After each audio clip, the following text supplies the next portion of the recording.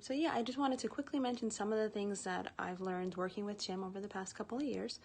These are just some of the things that we've addressed and worked on for my healing.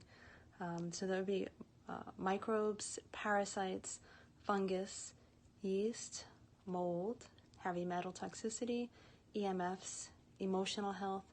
That would include stress, negative emotions, and unforgiveness, which is a huge one. Diet and lifestyle, genes, and detox.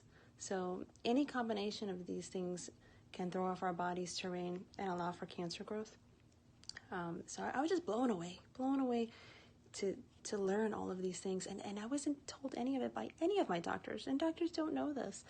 They weren't taught it, and they're not going to be quick to teach us that because it doesn't benefit them at all. So I just wanted to let you guys know that today I am thriving. I'm living a busy, full life. I have 2 children that I am constantly just running after.